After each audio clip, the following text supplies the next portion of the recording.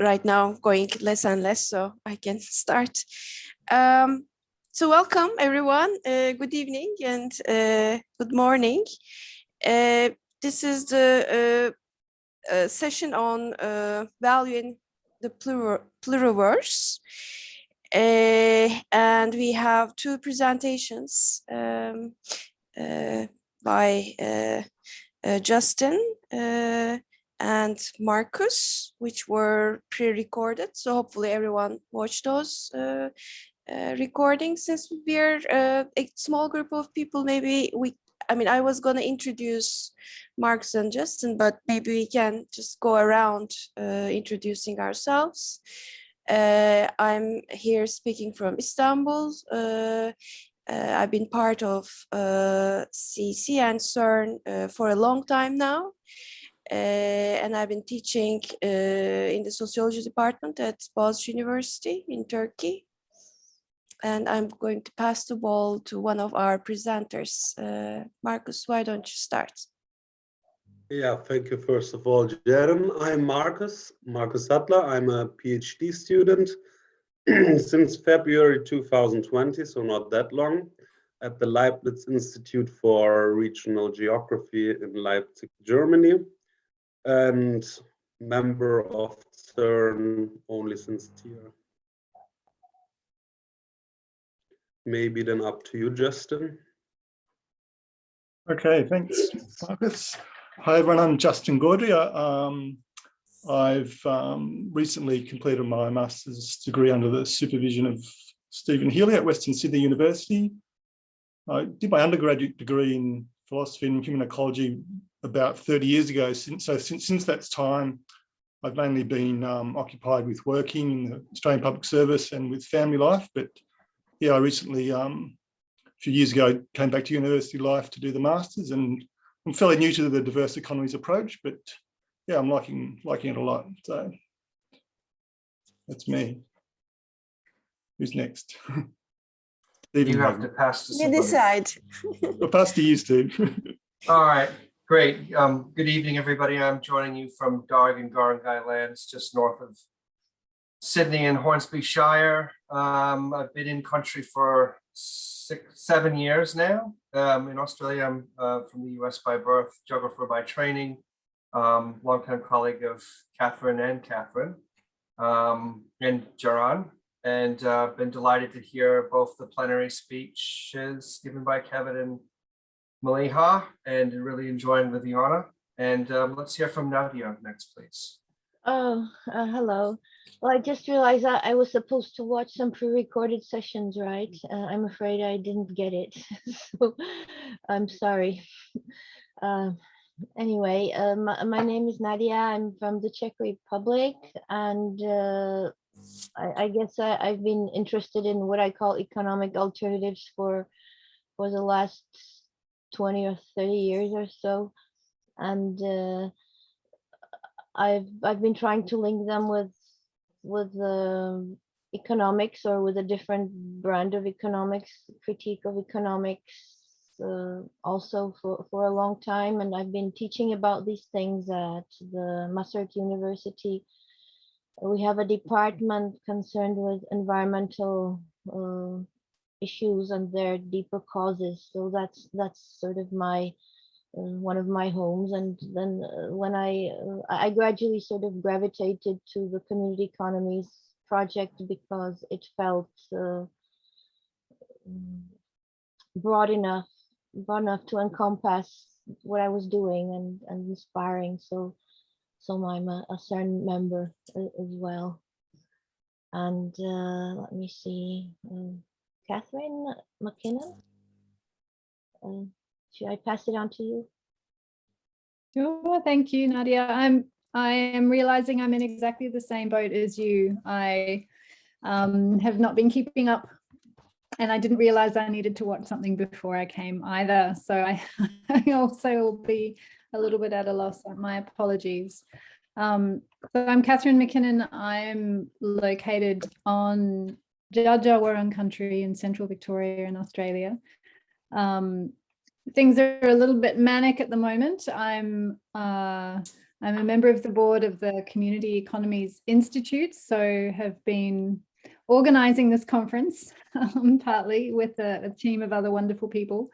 I also work at the University of Canberra. I'm director of the Centre for Sustainable Communities there, and was introduced to this area of work through Catherine Gibson, who was my PhD supervisor a long time ago, and very grateful to Catherine's wonderful work to create this international community of people who are interested in thinking together. And apologies, I won't be thinking together with you all quite as well as I could have if I'd done my homework. I'll pass over to Marcus.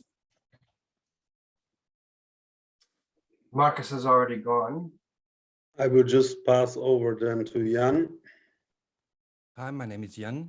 I'm doing my PhD in Marburg in the field of political ecology, and I'm working on metabolic apparatuses in the Anthropocene, political ecology of aquaponics, and I try to combine or to encompass a diverse economy approach as well, and trying to grasp out the tensions of a sustainable development or sustainable food production and economic rationalities. And I was invited by Marcus, so, and I guess Catherine is Catherine. Yeah. Okay, thanks, Jan. You're very soft for me. I don't know whether other people were finding it hard to hear you. So I'm just thinking for the in the discussion, somehow we might need to be able to put your microphone up a bit. Hi, everybody. I'm Catherine Gibson, or Kath Gibson, and I'm here talking to you from the lands of the Darug and Darawal people in southwest Sydney, right on the banks of the Georges River. That's just a picture. I'm not really sitting outside. I do walk there every day, though, and it's great to be meeting you across the world at this time.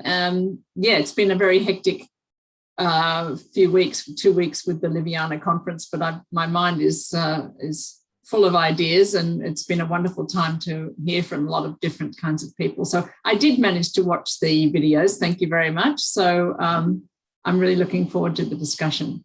And Kerry, would you like to say something? You've also been doing a lot of organising for us so well. Thank you. Sorry, that's all right.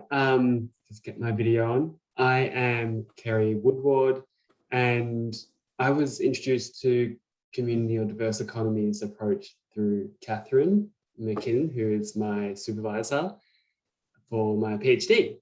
And what else did you want me to say? Anything? I've got heaps of really great beetroots here, so sorry that my camera is off. But I research farming and food, and they actually come from a farm that I was working at yesterday. So yeah, I'm really interested to hear what people have to say. I really love the concept of the Pluriverse. Prior to starting a PhD, I kind of came from a background of international development, and obviously the notion of Pluriverse is really a common one through critical development studies. So very keen to hear what you have to say. And that's everyone. Okay, great, thanks. I would like to also indicate my gratitude and thanks to the organizers. It's been a wonderful and quite long, actually. 10 days is a significant amount of time. So there has to be a lot of work that has been put into this. I mean, I can recognize that as everyone else probably. So really, thank you very much. So when we were organizing this session around value, we had a couple of questions that Stephen posed. Marcus and Justin also, suggested. Maybe I can go over those questions first, and then let Marcus and Justin say a little bit about their project, since there are people who haven't watched the videos, and maybe you want to add something to those videos, but really brief, keep it brief. And then Stephen and I have some reactions per request of the organization of this session, and I will open it to everyone's input. So some of the questions that were aired when we were designing this session was, one maybe important one was, what are some of the limits and possibilities of existing, but specifically Marxian influenced theories of value and surplus value and other notions of value coming from that field. What are some of the diverse ways of understanding value from diverse economies perspective? What kind of value ideas does it enable or does it support? And then how do different understandings of these value ideas change our relationship and encounter with human and non-human world, given the challenge of the Anthropocene? So these were some of the key questions that organized this session. So Justin, maybe very briefly, if you could, and Marcus, very briefly, if you could just summarize your video in a few words and maybe add something to it. Okay, I'll try, but to summarize. But so I suppose I can summarize my video into 3 points. The first was introducing the concept of panpsychism, which is a philosophical view that consciousness or experience is spread throughout nature, so it's a fundamental and ubiquitous property of nature. And from there, I brought in the concept of intrinsic value in nature and drawing on environmental ethics and value theory in environmental ethics, which is concerned with what is good and what is good in itself, which is known as intrinsic value. So I drew panpsychism and intrinsic value together to say that something has intrinsic value, or something's intrinsic value is dependent on its consciousness. And the third strand was relating that those two things to my master's research, which looked at comparing panpsychism with the vital materialism of Jane Bennett and historical materialism as construed by Andreas Malm in The Progress of This Storm. So if you just heard that without having seen the video, it's probably blown your mind a bit, thinking what's this all about. But anyway, it'll probably come through as we go on. So I'll just get like a bit, in terms of a bit of context to my research. As I said, I'm fairly new to diverse economies. I started my master's. I was very much influenced by the philosopher Aaron Gare, who's sort of an eco-socialist kind of philosopher. He's got a few articles in Capitalism, Nature, Socialism, which are fairly recent. So I started off sort of under his influence, more or less, but as I learned more about community economies, I sort of come to see that the two approaches are quite complementary in terms of things like performativity and anti-essentialism. So I think they work quite well together. So I've submitted my master's now, and may do a PhD, where I'm thinking of sort of exploring gift economies through the lens of sort of Marxism, panpsychism, and indigenous and feminist perspectives, and sort of bringing them together, hopefully. So I'll probably build on what I've done in my master's, but also maybe depart a bit from issues about value as well. Yeah, so I hope we have a good discussion and look forward to everyone's contributions about their take on value. So I suppose I'll hand over to Marcus now. Yeah, thank you. First of all, I also want to thank you, Jaren, and also Stephen for helping us out in organizing this event, and for you also, Jaren, moderating.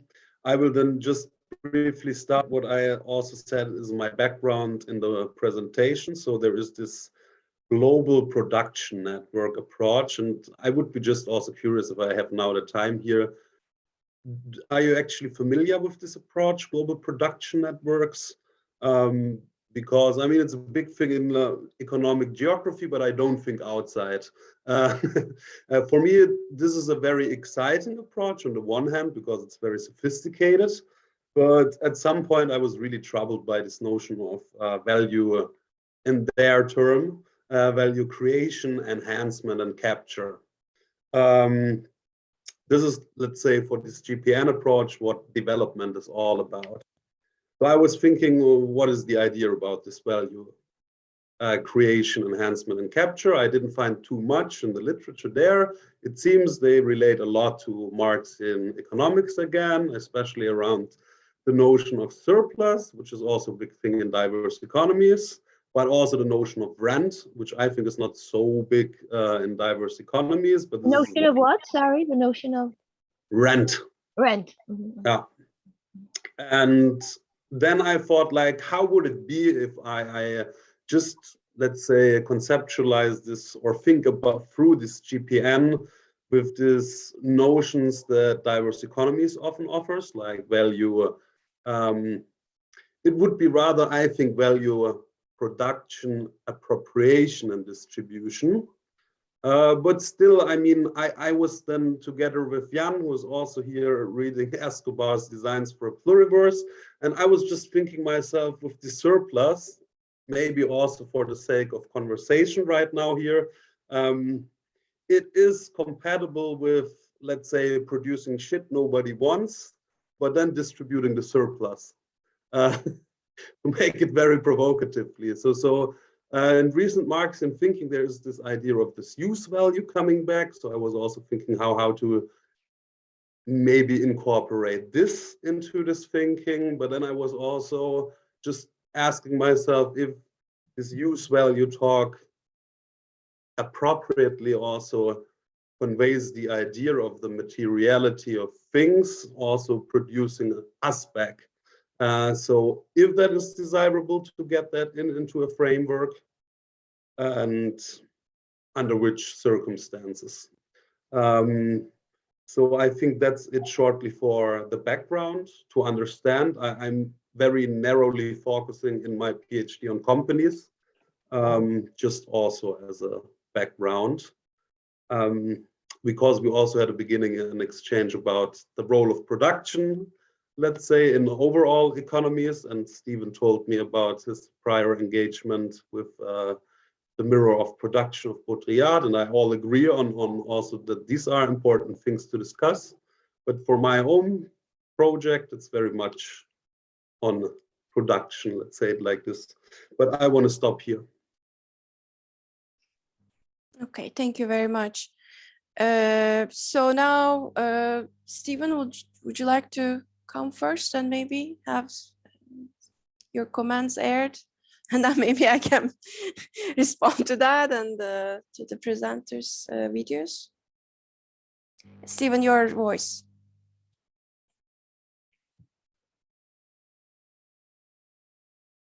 I've written something out formally under the assumption that people would have watched the videos. I think those little summaries give you the basic flavor of what's at issue here. So I might just, if it's okay with everybody, just read through what I've written, and hopefully it won't take too much time. So what if consciousness were a ubiquitous property? And what would happen if we were to think both with and beyond surplus value as a potentiating force for other worlds? So those are the two big provocations that I got out of Justin and Marcus's work. But I think lurking in the background is a recognition that we human communities need a revaluation of values, what Joan Kopchak described as a process of sublimation, to respond effectively to deepening ecological challenges that define the present moment. Value, what to value, whose values, and who values is a theme that seems to run across the Liviana, or at least the sessions I've been fortunate enough to attend so far. So if you saw Kevin St. Martin's plenary, he was talking about algorithmic governance of maritime resources and what is the place of communities and fishers in the governance of the ocean in a world where fish species are already moving north to affect the consequences of climate change. So this is a question in part of how do we value fishing communities and make room for their experience and livelihoods. So for Malia Safri, it was the solidarity economy, also framed in relation to value, specifically how processes of cooperation and mutuality, whatever we might name them, work to secure food, shelter, care, and dignified work, particularly for BIPOC communities that have been subject not just to exploitation, but to relations of predatory extraction and a juridical system which renders them disposable humanity. And then lastly, I attended an excellent session from Amanda Yates, Kelly Dombrowski, and Graydon Diprose, and had a chance to think with them about a moment where a whole country, Aotearoa, New Zealand, is exploring how to represent and measure well-being, another stream of value in social, ecological, and economic dimensions, as well as rethinking the meaning between the crown and the iwi. Here too, the value of places and landscapes that have been granted legal rights and protections are the central issue. So running across each of these talks and sessions are moments where what's valued is called into question, where new ways of valuing are explored, and perhaps more importantly, provoked, as in like we're having a conversation about value right now and we're enacting it. To repeat a phrase that Justin used to start off his research, quoting, it's a Haraway meme, it matters what matter we use to think matters with. It matters what stories we tell to tell stories with. It matters what not, what thoughts think thoughts, and what ties tie. It matters what stories make worlds and what worlds make stories. Now I realize that one's become something of a meme, but it is worth repeating. The story that Justin picks up on is a thread running through Marx's inversion of Hegel, namely that consciousness, subjectivities, and ideas arise from historical and material conditions rather than the other way around, and that there is a relationship between human consciousness and matter right there in front of us. In the context of his larger thesis, he shows how different inheritors of the Marxian tradition have continued to reflect on this relationship through the writings of Jane Bennett and Andreas Malm. What's interesting about Justin's larger project is the way in which their respective attempts at redistributing agency, more than beyond humans, Bennett, and a valuing of nature, more than just human instrumentality, comes close to the central proposition of panpsychism, but stops short. Justin's question is, what if it didn't stop there? Given the unique role that consciousness plays in the discussion of value, what would happen if we extended consciousness to electrons, landscapes, or the cosmos? Recognizing that for many peoples of the world, this has remained the operative ontology. No, scratch that. For most people of the world, this idea of consciousness being in nature is still a part of their worldview. Then it really has profound political implications. So he explores this in relation to the Uluru Declaration in Australia, the legal status of landscapes in New Zealand and elsewhere, and finally, a reflection on Christopher Alexander's work on design and thinking with design as a process of kind of working with convivial environments like cities to make them more beautiful. So an expression of consciousness. So Marcus's provocation was also excellent. I'm hoping for more elaboration from Jaron. What's striking for me is his characterization of what happens when we move from the specifics of use value to other forms of value. So here he's quoting Greco and Apostopoulou. No matter what criteria inspires us, any valuation as measuring, quantifying exercise would replicate the ontological violence of abstracting from concrete, incommensurable, and non-equivalent use values, which have their beauty, uniqueness, in the impossibility of their equivalence. In my view, this observation structures the interesting connection he makes between global production networks, a reimagining of regional development, and diverse economies. His reflections continue Gibson Graham's early efforts to reread flexible specialization and post-Fordist models of economy as a basis for economic difference and post-capitalist possibility.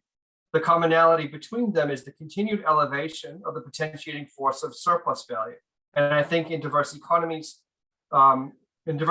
case, the generation of surplus value through non-capitalist production of goods and services is the basis for other futures. It enjoys sort of pride of place. Marcus doesn't eschew surplus value, and neither does diverse economies, but rather he resituates it in the context as one form among many forms of value in the context of the pluriverse, a powerful tool, but not the only one we have in the creation of other worlds. So just like Justin, there's an evocation of design, this time through Arturo Escobar, as a context for generating new values in other worlds. And that brings me to a couple of counter provocations. So both this idea of an agentile, self-organizing consciousness in nature that's ubiquitous, and this idea of design in the context of the pluriverse, other forms of value, they still seem to be predicated on doing something. So my question is, what's the value of doing nothing? And I think this has particular relevance in Australia with respect to this question of native title. So native title law is this recognition of customary use, and oftentimes it extends the right, the obligation, in fact, to use and care of customary country for Aboriginal peoples. It only is germane to about 90% of continental Australia. And if it were actually taken seriously, according to the current head of native title, Cato Muir, it would essentially rework the mining industry in Australia, which contains all the proven reserves of rare earth minerals that we can use to make cell phones and electric vehicles. So this question of doing nothing and of valuing, I think is a really germane one in the Australian context. Hope that wasn't too speedy. Thanks for both the provocations. Thank you very much, Stephen. There were so many threads of ideas here. Wow. So you were a bit. Before you go on, can I just ask Stephen, when you opened with those two, you had the two questions right at the beginning that kind of summed up that. Could you just repeat them for me one time, please? Yeah, ma'am. What if consciousness were ubiquitous? So not just confined to human beings? And what would happen if we were to think both with and beyond surplus value as the potentiating force for other worlds? And, you know, that's just my interpretation of what the key ideas were. Well, I would like to hear more from Stephen as well, and then Marcus and Justin, perhaps in this commonality that you pointed out, that there are references to surplus value in both presentations, maybe in ways that exceed the critical use of or non-use of it. I don't know, but that was very interesting for me that you found that commonality. So I mean, there's quite a bit there. Maybe I can just you know, point some things and be really brief, and then open it up to discussion. I mean, what was interesting was these two presentations were both aiming at a materialist analysis, but, you know, materialism perhaps defined in plural manners as well. And they were aiming at also overcoming what I found as maybe dualistic or binary thinking in the way that the debate on value is framed in environmental ethics, in Marxian political economy, in human geography, that I'm not, you know, truly familiar or informed about. For instance, Marcus bringing in the discourse of design and think power, I thought was going against the binary of use value, exchange value, but also the necessary labor, surplus labor boundary that diverse economies work with. You know, this kind of dazzling surplus that destabilizes these binaries. And then Justin bringing the discourse of panpsychism, also bringing open the binary of human and non-human values. And there's a lot there that I was not properly follow. I'm sorry for that. In Malm's property dualism, for instance, that you're problematizing, and your engagement with vital materialism. And in both accounts, I found that there's no going back to some original or natural value as well. You know, human activity, human affects, human sensuousness, you know, this and maybe finally this human exchange with other humans and with nature actually render the concept of natural a kind of maybe non-operating thing for us. So the critique of use value, for instance, that came from Marx's analysis, but also something like that came from, I think, Justin's analysis. Like there's no fundamental ecological value or something like that. I don't know. So this was also what I got from your accounts. And then I have maybe one question, comment for Justin, and one question and comment for Marcus. I think for Justin, I would like to hear more about this relationship between intrinsic value and instrumental value. You know, at some point I was thinking the idea of intrinsic value, I think that you borrow from environmental ethics, is like a ontological premise, that it's the basis of how you're thinking, and it also refers to a multiplicity of consciousness of human and non-human. But at the same time, there are parts of the discussion where intrinsic value is something that is not quite as equally distributed as it is in your presentation, that you know, I think you mentioned richness, depth, and subjective experience of satisfaction that enter into this valuation and affect the determination of the distribution of this intrinsic value. So some kind of human activity perhaps enters there, or experience, I don't know. So that was an interesting question. And then there's the instrumental value you mentioned, and you say that contributes to this value of entities. So why this distinction? Maybe why preserve this distinction? I mean, is there something about preserving a distinction within consciousness that reflects back to preserving something about this distinction? I apologize if this is hard to follow for those who are here not having watched the videos.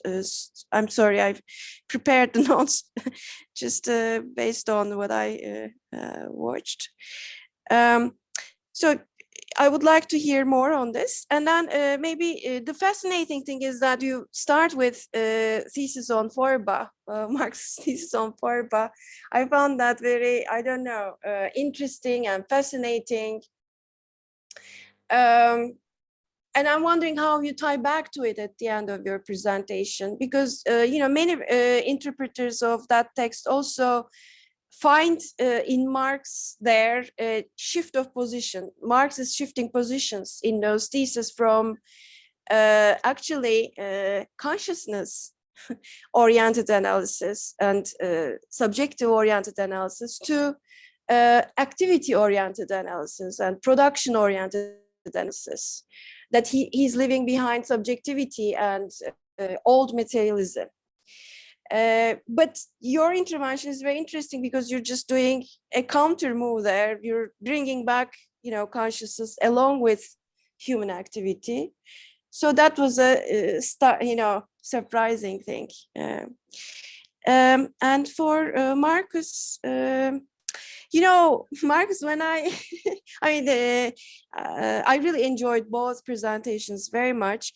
But especially yours, of course, made me think of the history of diverse economies. I mean, I don't know whether I'm second, third, or whatever generation, or whether it's eligible for me to use those terms, you know. But perhaps a choice was made in the past between a Marxian political economy analysis that's based on commodity fetishism critique versus a Marxian political economy analysis based on surplus distribution and appropriation and reproduction, you know. And I feel like, I don't know, I felt like perhaps we've made the choice for the second path, and commodity fetishism is left behind, because a lot of the things that you talked about there, like think power, you know, the subjecting power of economic relationships reminded me of Marx's critique of commodity fetishism. But you're not doing that critique again. Instead, you're kind of positively reappropriating, it seems, that critique, and kind of bringing this think power or object power into the realm. But I think I disagree with something, which is, I think what Gibson Graham borrowed from the second path, the necessary labor, surplus labor distinction, that kind of apparatus, that technology, and that accounting mechanism, also a subjectivating mechanism, I think was a think power, because it opened the economy into diverse ways of understanding how to organize this surplus. So in that sense, it was a gift also, theoretical maybe gift or practical gift, both. And it was an object, you know, it was also a thing. So I don't know, but then I thought maybe, so does it mean that that thing is no longer powerful? That that boundary, that measurement that we use is no longer powerful? I don't know, but that's the feeling I got from your presentation. You aligned objecting commodity gift, and I think there's a way that the necessary labor, surplus labor measurement aligned as an object thing, objecting surplus and gift, you see. And it also, I think, enabled the question of community, the kind of borders of community, what's included in community, what's excluded in community, posed from a political, you know, a critique of political economy, feminist, Marxist political, you know, critique of political economy perspective. So that was interesting encounter for me, like where you're taking it and how I received this maybe analysis. And then maybe a second question is, you know, in your presentation, it seemed like your proposition about this value around this think power and proposition about weak theory and decolonizing theory go together somehow. They're not connected per se, but you also pose questions about, I don't know, weak theory, provincializing Western theoretical concepts, decolonizing theories of value. And it seemed to me maybe this think power analysis enables that, or what's the connection between those two threads that's there in there? So those are my comments and questions. Maybe we can, I don't know, open it up, or I don't know. Can we respond or? Yeah, maybe respond and then open it up again. Okay, I'll just, there's a lot of things which have been opened up there, but I'll just try and briefly respond maybe to what Stephen you've said. It's very good points. Thanks for bringing all that up. I'll try and be brief. So Stephen raised the issue, what's the value of doing nothing, and sort of in the context of Indigenous rights in Australia and so forth. So I suppose I could read that provocation in two ways. One is what's the value of doing nothing in terms of letting nature be, and I think there is value, you know, as Indigenous Australians have shown us that you can, by not doing too much in letting nature run its course, there's value in doing that. So in letting things be, you can bring sort of the Taoist sort of conceptions of letting nature run its course into this value of doing nothing. So there's definitely is value in doing nothing there. I mean, the other side of that is the value in doing nothing in terms of not doing anything about being proactive in terms of decolonizing and so forth. So the other side of that is actually going with the flow of doing things which might enable us to do nothing in a more productive way. there was another question there about surplus value. I didn't really bring in my research, I haven't really gone into the labour theory of value or surplus value. I suppose I'm one of those people who, like Postone, who sees the labour theory of value as sort of not a trans-historical concept of value, but one that's restricted to capitalist social formation. So if we're talking about post-capitalist practices, maybe the labour theory of value, this is something we need to go beyond, although of course it's still relevant. Then there was some more questions about intrinsic value and instrumental value. Just in terms of intrinsic value, it's pretty, I won't try and go into it in depth, but the way I construe it, or the way I've construed it from the people I read, is that, for example, one philosopher looks at intrinsic value in terms of the beauty that's generated. So like, if beauty is something, you can't exactly quantify it, but you can compare it. So something can be comparable without actually being quantifiable. So you can say that, you know, beautiful experience of art has more intrinsic value than, you know, washing the dishes or something like that. So although we may not be able to quantify it, we can still compare the value of different things, perhaps. At least that's what's argued. And in terms of the distinction between instrumental and intrinsic value, maybe I could return to the beetroot, which was raised earlier. Like if we look at a beetroot, say it's the cells in the beetroot may have some sort of intrinsic value in that they sort of have some sort of primitive value for themselves if they have some sort of minimal type of experience. But they also have instrumental value for us in that we can eat beetroots and they can make us healthy and so forth, which then may enable humans and other animals or whatever to enhance their own intrinsic value. So that's why, you know, things may have value in themselves, but they may also have instrumental value to other entities, which and may thereby increase the value or the beauty of the universe, if you like, through contributing to the intrinsic value of other entities.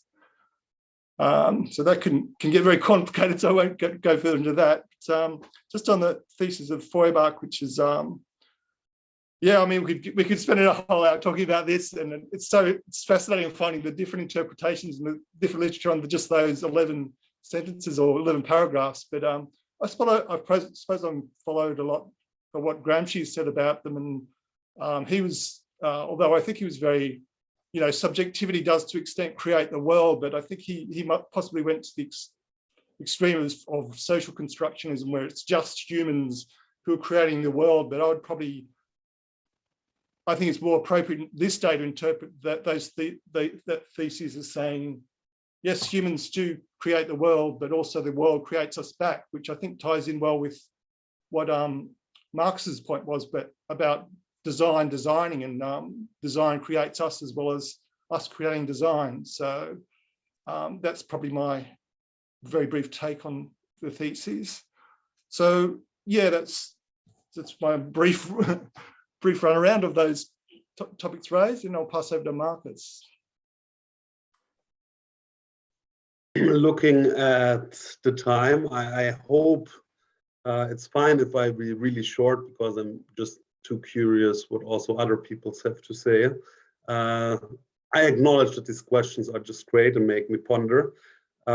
Maybe for Stephen's question about doing nothing, I think somehow it shall be valued, and I can tell you from my empirical case examples, I see myself also in this moment where I just celebrate productionism.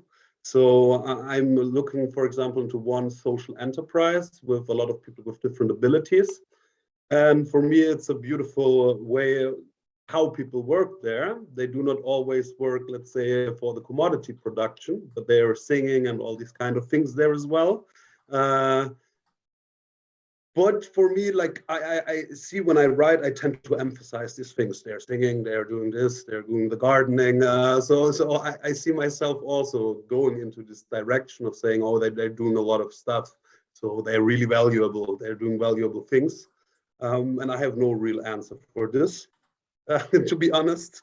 And with Jaron's argument, with the weak theory, decolonial lens, and how things power add up to this, I honestly have no idea. Also the role of think power there. So thank you for making me thinking about this. Just, the only thing that I had in mind, and I'm just curious to pass it here to the audience, is that, I mean, what diverse economy scholars offer is really a weak theory, but when it comes to this value discourse, I was just, wondering how it comes that still it's so much connected to Marxian theorizing around value. That's the only thing that I had in mind, and I was just wondering if we use this notion of the pluriverse, should we maybe also go for some, let's say, different conceptualizations of valuing as well? And I leave it here. How think power adds to a gender is a really good question.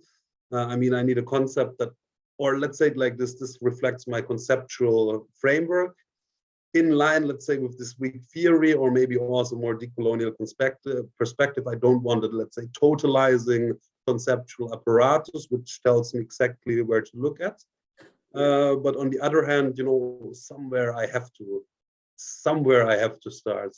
There must be still, I mean, even though it's weak theory, it must be a theory that directs my attention to certain things.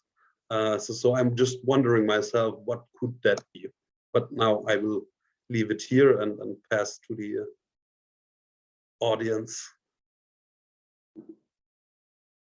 Okay, we'll follow those up, hopefully. Nadia, you said you were about to leave in a very short while, so I'm wondering whether we give the floor first to you. Oh, well, thanks.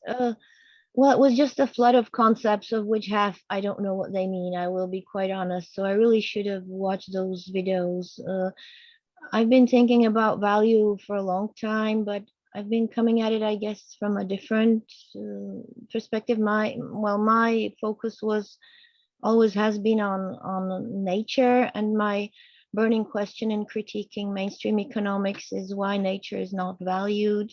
And so I'm very interested in this issue of intrinsic value. And the problem for me always was that once God is out of the picture, how do you assert that anything has intrinsic value? So I still don't have this question answered, and but I think it's very important. And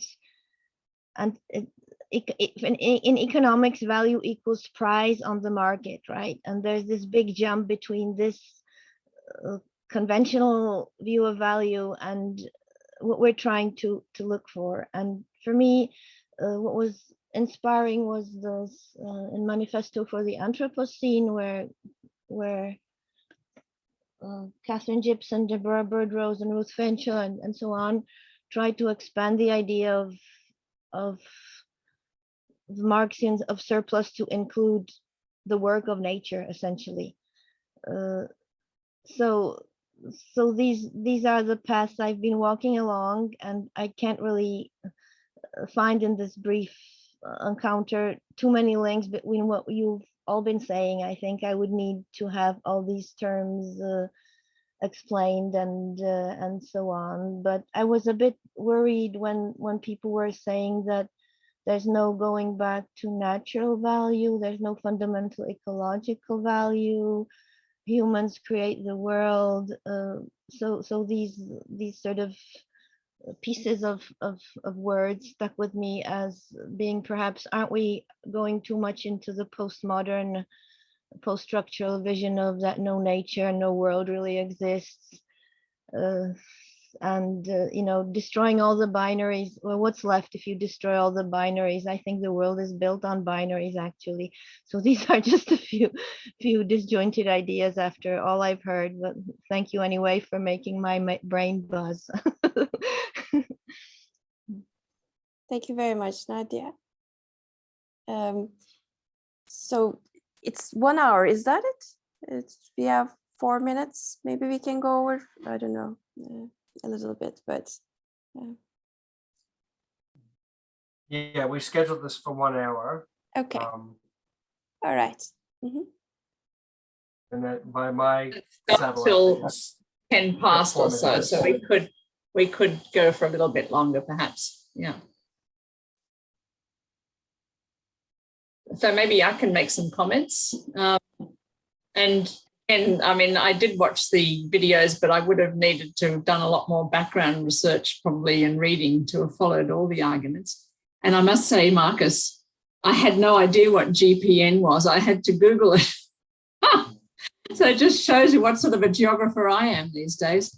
I had no idea that there's this whole thing taken over. It just seemed like an extension of the political economic hold on economic geography that has been there for a long, long time. So I'm interested to see, I mean, really, that's where Marxism is still living on, I think, in economic geography in so many ways, in a way that's antithetical to what we've tried to do. So, yeah, so I haven't read any of that work, and I'm interested to see what they're doing with it. But yeah, I guess, you know, for us, Julie and I, you know, we worked in value theory for so long early on before we kind of moved into the more anti-essentialist form of working with Marxist theory. And so in that sense, we kind of gave up on the term value, I think, because we'd for so long been working on trying to look at the value rate of profit and its role in restructuring and trying to do transformations and learning matrix algebra and all this kind of thing. It just, it became a dead end to us. And so I feel like we abandoned the term value in so many ways early on, even though we kept those distinctions, which we always said were kind of accounting distinctions between the notion of surplus and necessity.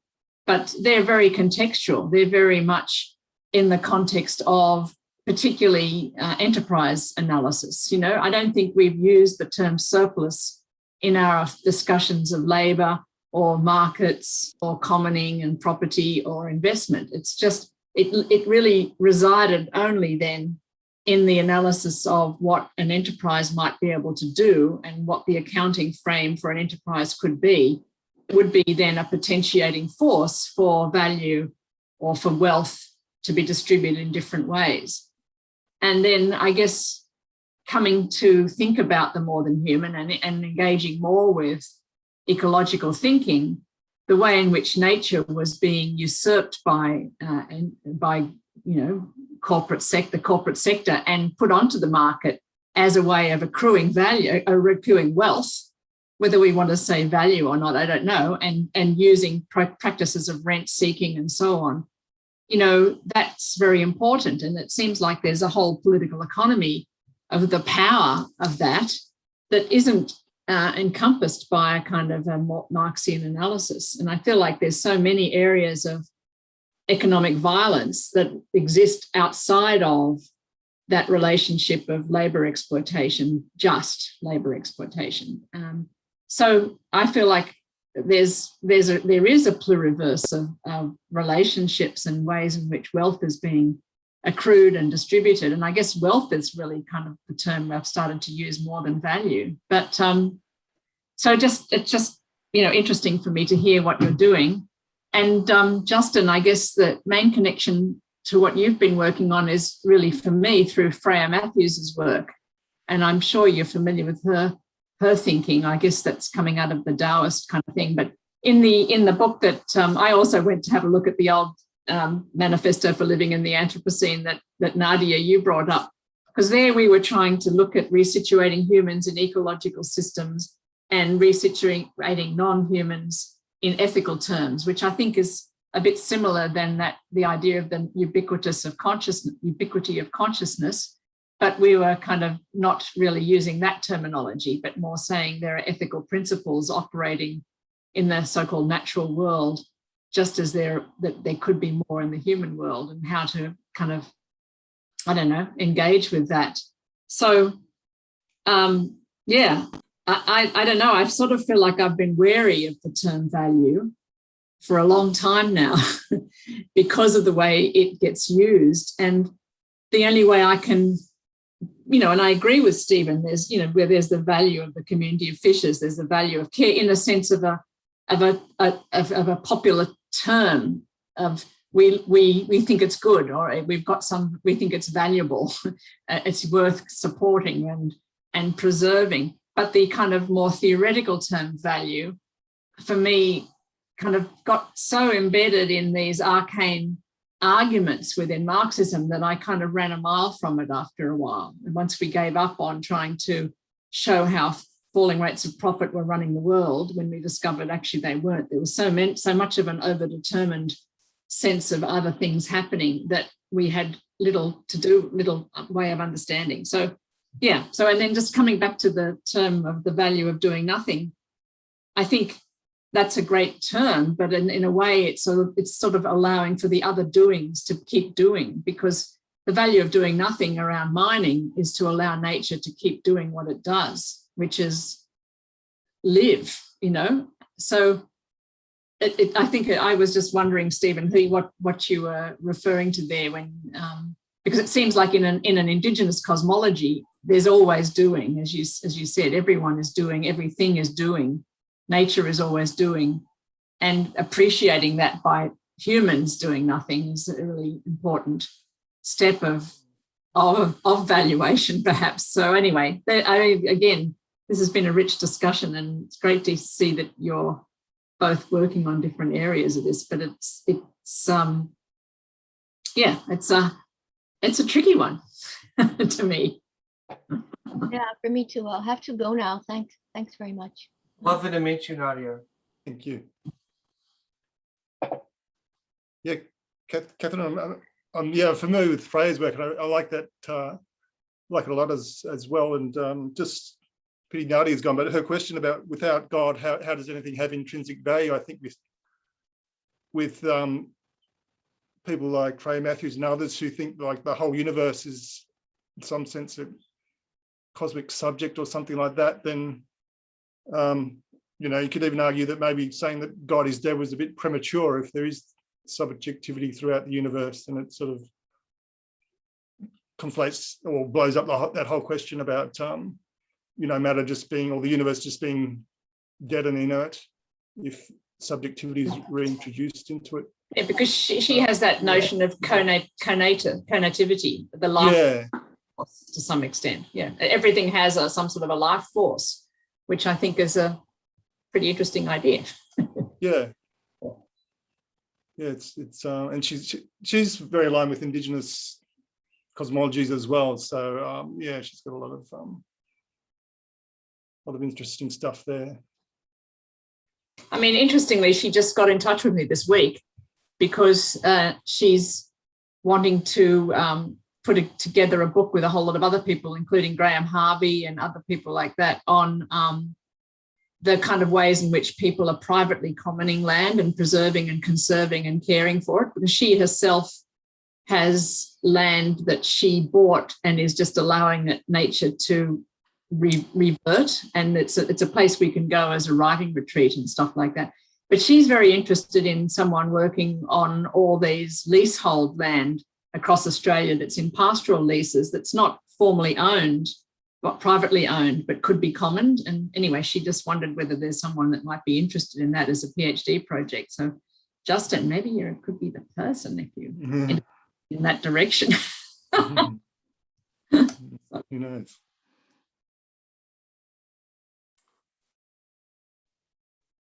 Just wondering, looking at the clock, if Catherine, Mckinnon, or Jan, if you have something to add. Otherwise, I would maybe also make a very minor comment.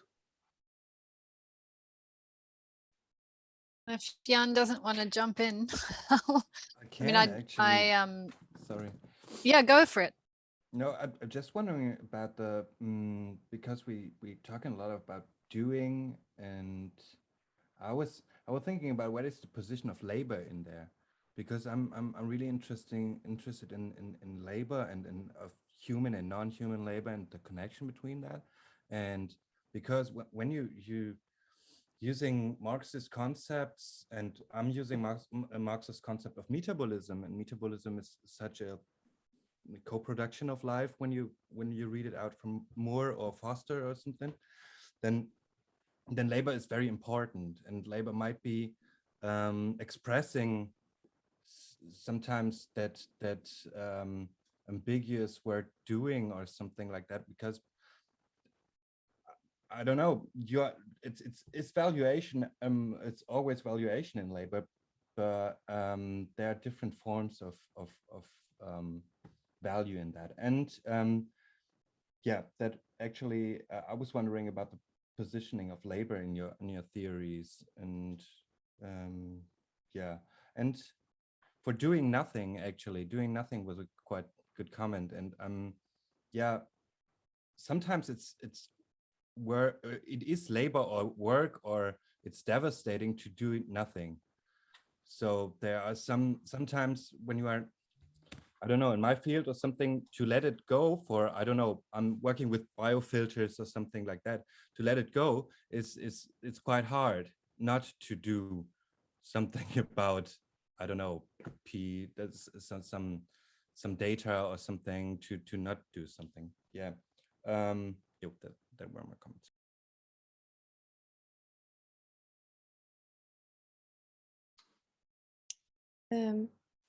Perhaps Catherine before Marcus, or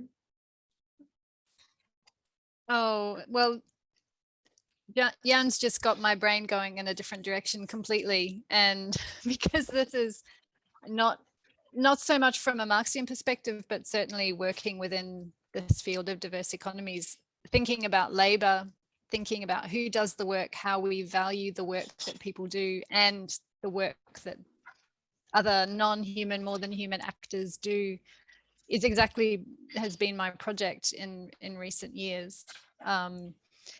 And for me, trying to think about what value is created in the work that is done is one strand of that thought. And the value, there's the value of what's done, but there's also the way we value the work, and the valuing of the work doesn't come unless it's visible and recognized. So I think part of what you can see happening in this area of work for a long time is that work of making things visible, so that we recognize them and so that we value those things.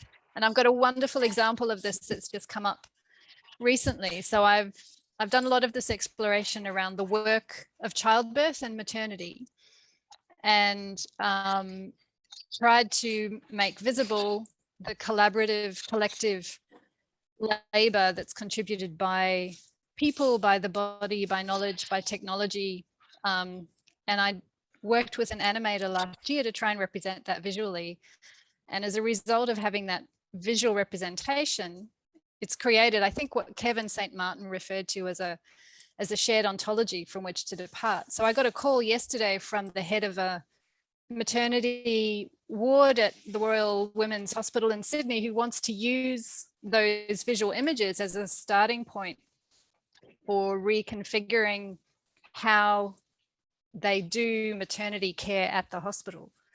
So it's been like this, wow, it's this moment when it works. You know, you bring something into visibility in order to value the diverse contributions, and then it has this lovely feedback, which is exactly, I think, Marcus, you used that phrase earlier. You had a nice term for the way that matter produces us. In a way, it feels like this is an object, a visualized object, that then is coming back to produce, to make us and contribute to how we do the work. Anyway, that's where my thoughts were going in response to all of that. Thank you. thank you, Catherine. Thank you. Great, the link between visibility and valuing or not valuing. So Marcus, do you want to, and Justin, do you want to say your last words before we end? I don't want also to make it too long. I just have a lot of comments right now here to incorporate, which is very nice. Yeah, I close maybe again with Marx, but I think it offers also some potential pathways to go beyond Marx, because he has also the saying somewhere that the law of value, how he calls this, is not there already at the beginning, but it asserts itself at the very end, let's say, of the analysis. which for me is just another way to really not part from a predefined conceptualization of what value is, but rather really to follow this path of weak theory and this big description, and only at the end maybe arrive at a notion of value, and maybe it shall be even not value after all. After this discussion as well was not in this sense conclusive that I should stick to the one or the another, but I think there were many good arguments to incorporate. So thanks from my side. Yeah, I'd just like to say thanks as well. It's been a great discussion, like lots of different strands going many different directions. But yeah, I think something, I mean, I don't know much about weak theory, but it's something that's definitely you need in this sort of area, because there's so many different different ways you can go. But it's been great. So thanks, everyone. Thank you so much, Justin, Marcus, Stephen, for really initiating this and pushing it forward. And for the organizers to do the whole conference. Yeah. Thank you. Yeah, really great. Great to see everybody. Okay, off to Thank you, Carrie. Bye. Bye-bye. Thank you. Bye. Bye-bye. Bye.